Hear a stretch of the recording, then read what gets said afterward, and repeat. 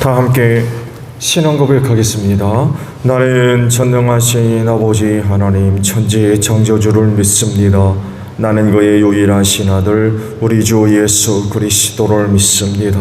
그는 성령으로 잉태되어 동정녀 마리아에게서 나시고 본디오 빌라도에게 고난을 받아 십자가에 못 박혀 죽으시고 장사된 지 사흘 만에 죽은 자 가운데서 다시 살아나셨으며 하늘에 오르시어 전능하신 아버지 하나님 우편에 앉아 계시다가 거기로부터 살아있는 자와 죽은 자를 심판하러 오십니다. 나는 성령을 믿으며 거룩한 공교회와 성도의 교제와 죄를 용서받는 것과 몸의 부활과 영생을 믿습니다. 아멘. 찬송가 382장 부르시죠.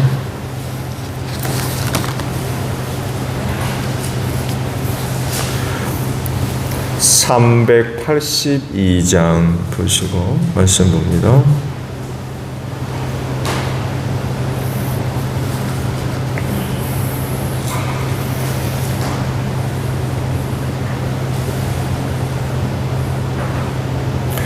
너 근심 걱정 말아라.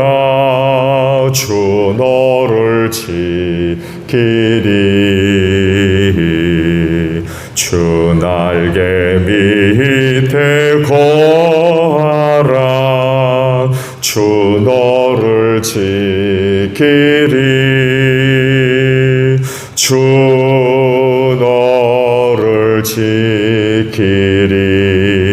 아무 때나 어디서나 주 너를 지키리. 늘 지켜주시리. 어려워 낙심될 때에 주 너를 지키리. 위험한 일을 당할 때 주 너를 지키리. 주 너를 지키리. 아무 때나 어디서나 주 너를 지키리. 늘 지켜주시리. 넛을 건 미리 하시고 주 너를 지키리. 구하는 것을 주시며 주 너를 지키리. 주 너를 지키리. 아무 때나 어디서나 주 너를 지키리. 늘 지켜주시리.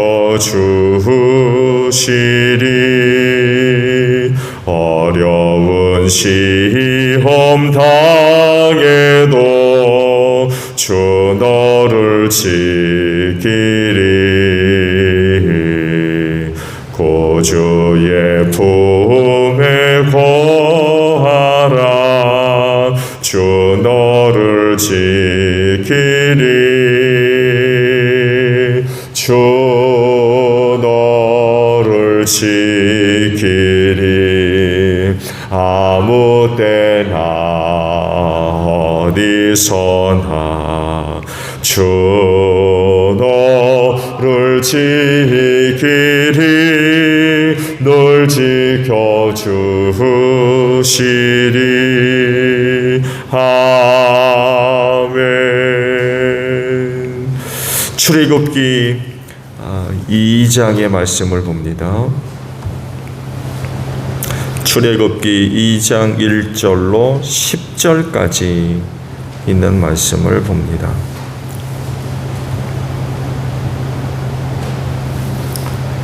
출애굽기 2장 1절로 10절에요. 레위 가문의 한 남자가 레위 가문의 한 여자를 아내로 맞이하였다. 그 여자가 임신을 하여 아들을 낳았는데 그 아이가 하도 잘생겨서 남이 모르게 3달 동안이나 길렀다. 그러나 더 이상 숨길 수가 없어서 갈대 상자를 구하여다가 역청과 송진을 바르고 아이를 거기에 담아 강가의 갈대 사이에 놓아두었다. 그 아이의 노이가 멀찍이 서서 아이가 어떻게 되는지를 지켜보고 있었다. 마침 바로의 딸이 목욕을 하려고 강으로 내려왔다. 시녀들이 강가를 거닐고 있을 때에 공주가 갈대 숲 속에 있는 상자를 보고 시녀 한 명을 보내서 그것을 가져오게 하였다. 여러분이 거기에 남자아이가 울고 있었다. 공주가 그 아이를 불쌍히 여기면서 말하였다. 이 아이는 틀림없이 히브리 사람의 아이로구나. 그때 그 아이인 노이가 나서서 바로의 딸에게 말하였다.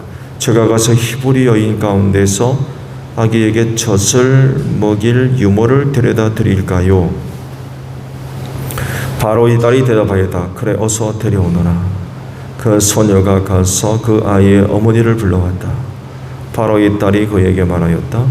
이 아이를 데리고 가서 나를 대신하여 젖을 먹여다오. 그렇게 하면 내가 너에게 싹쓸 주겠다.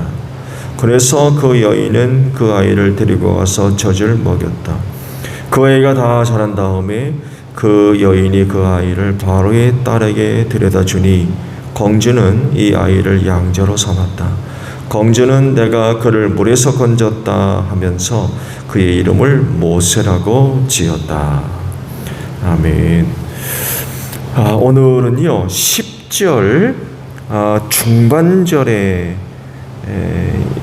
있는 말씀을 함께 나누려고 합니다. 중반절을 보면 공주는 이 아이를 양자로 삼았다라는 그런 말씀입니다.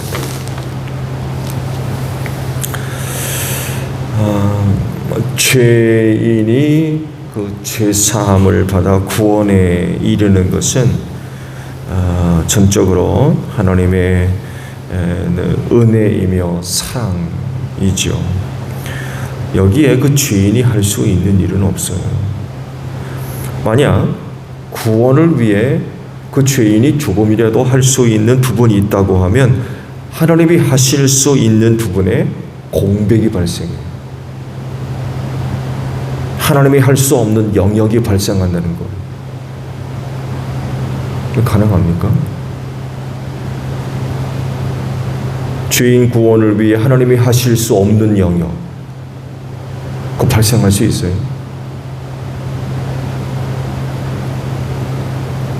그럴 수 없죠. 죄인 구원은 처음부터 마지막까지 하나님의 은혜와 사랑 안에서 이루어지는 일입니다. 할 수 있는 영역이 없어요. 그래서 그저 하나님께 감사할 따름이죠. 이 부분은 내가 할 수 있는 영역이니까 당신은 관여하지 마세요. 그럴 수 있습니까? 그럴 수 없는 거죠.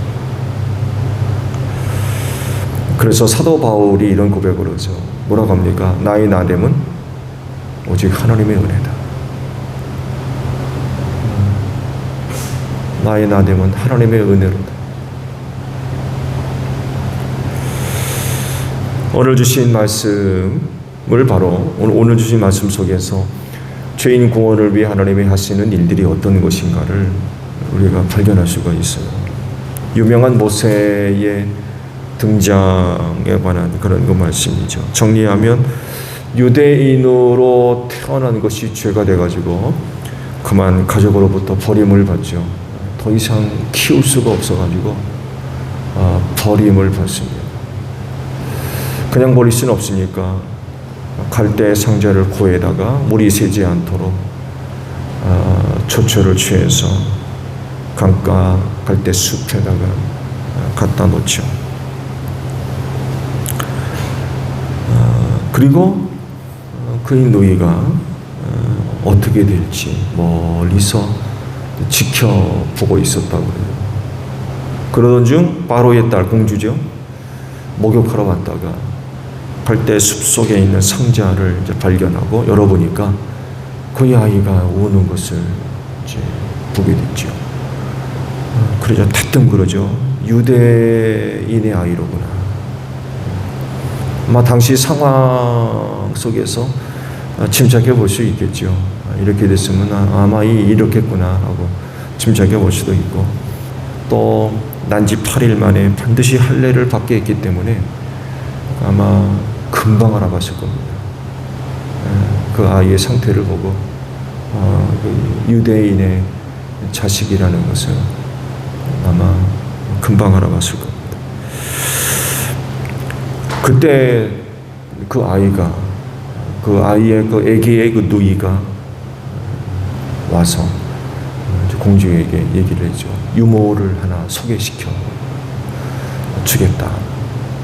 그래서 이제 소개받은 유모가 그 아이의 어머니죠. 모세 어머니 요게벳이죠. 그래서 어린 시절을 그 어머니의 젖을 물고 자라게 되죠. 그러면서 아마 알게 모르게 혈통적인 관계, 또 종교적이고 신앙적인 교육들, 그 아브라함 때부터 내려온 하나님과의 그런 그 약속들, 아마 알게 모르게 양육이 됐을 겁니다. 그리고 이제 젖을 뗄 무렵 공주에게로 데려오죠. 그랬을 때 이제 이름을 줘주죠. 물에서 건졌다라고 해서 모세라고 하는 이름을 이제 얻게 됩니다. 중요한 건 이거예요. 그 모세를 중심으로 해서 그 주변에 일어난 일들입니다. 일어난 일들. 어떤 일들이 일어나요?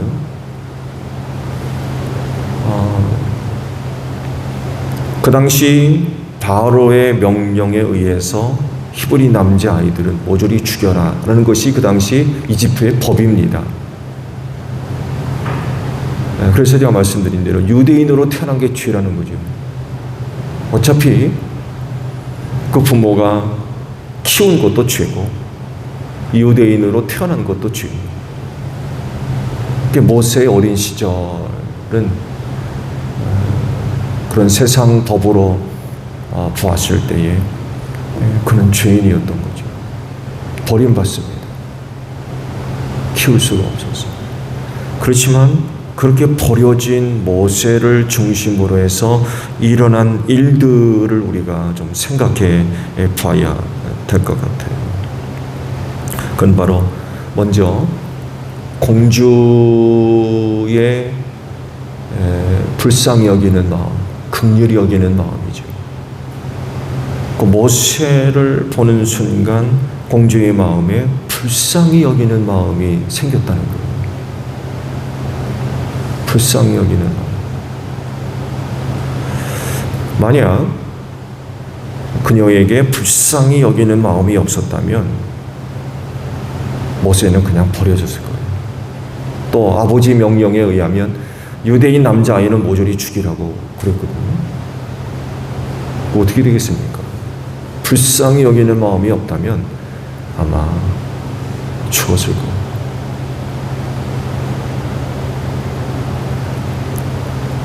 누이가 그 광경을 보고 있었다고 그러죠.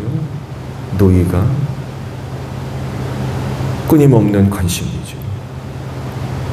그 남동생이 어떻게 될까? 갓난 남동생이 어떻게 될 것인지 멀리서 지켜보고 있는 누이의 그 마음 속에서 우리는 포기하지 않는, 끝까지 포기하지 않고 관심을 갖는 이런 그 모습을 우리가 발견할 수 있고,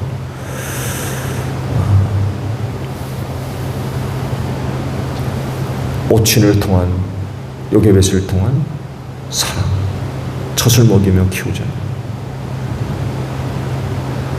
자기의 살과 피를, 자기의 생명을 나누죠. 어머니 모유가 보는 그런 의미가 있잖아요. 모세가 구원함을 얻는 데 있어서 그가 갈대상자 속에서 할 수 있었던 건 아무것도 없어요. 그냥 울어제끼는 것밖에 없어요. 그거 뭐 할 수 있습니까? 갈대상자 속에 넣어져서 강인 갈대밭 사이로 버려진 모세가 그 안에서 할 수 있는 게 뭐가 있습니까?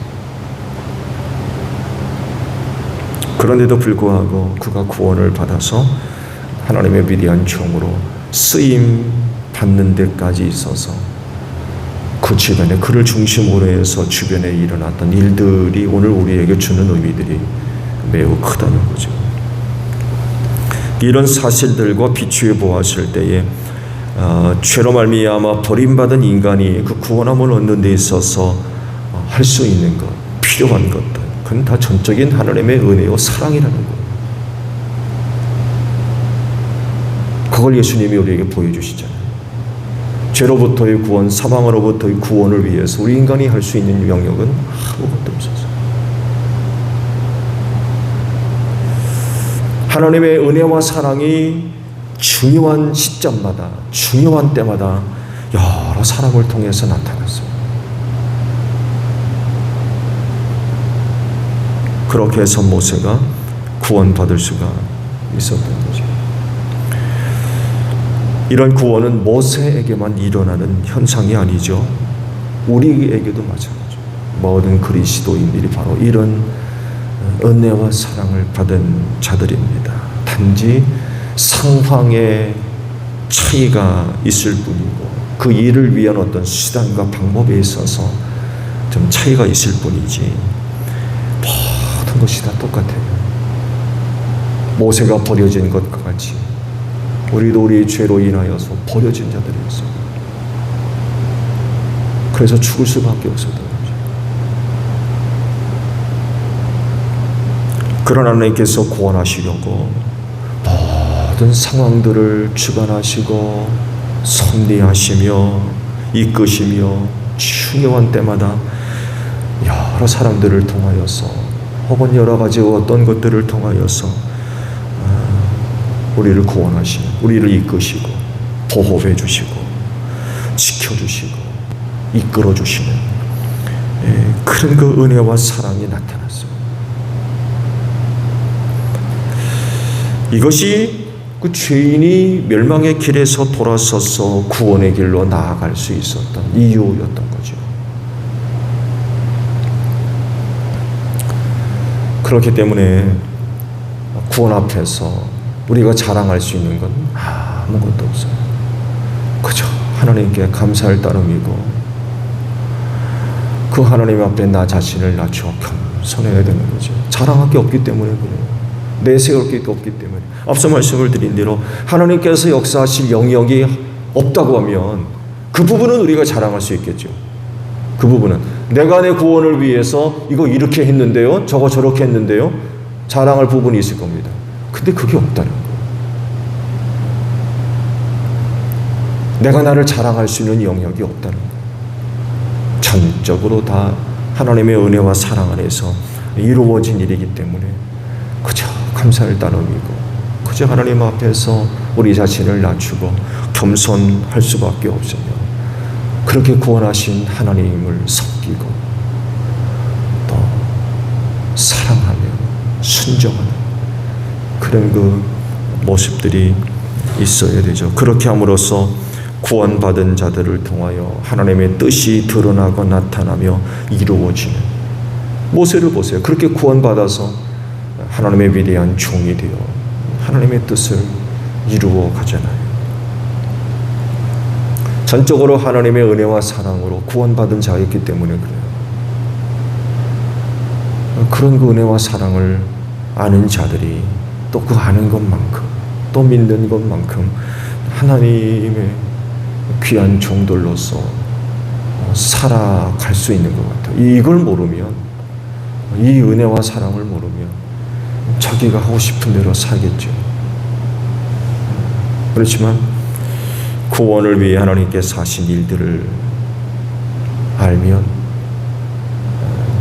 하나님께 순종할 수밖에 없는 것 같아요.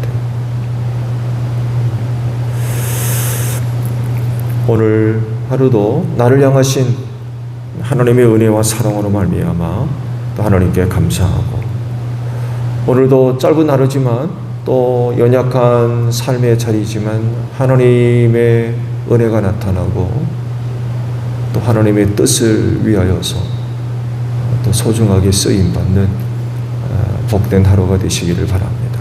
그 은혜와 사랑을 생각하며 오늘도 우리의 삶은 하나님께 드려져야 될 것 같아요. 그래서 쓰시고자 하시는 일에 쓰임받는, 그래서 하나님의 뜻을 이루어가는 여러분들이 되시기를 바랍니다. 주기도문 합니다. 하늘에 계신 우리 아버지, 아버지의 이름을 거룩하게 하시며 아버지의 나라가 오게 하시며 아버지의 뜻이 하늘에서와 같이 땅에서도 이루어지게 하소서. 오늘 우리에게 일용할 양식을 주시고 우리가 우리에게 잘못한 사람을 용서하여 준 것 같이 우리 죄를 용서하여 주시고 우리를 시험에 빠지지 않게 하시고 악에서 구하소서. 나라와 권능과 영광이 영원히 아버지의 것입니다. 아멘. 기도하겠습니다.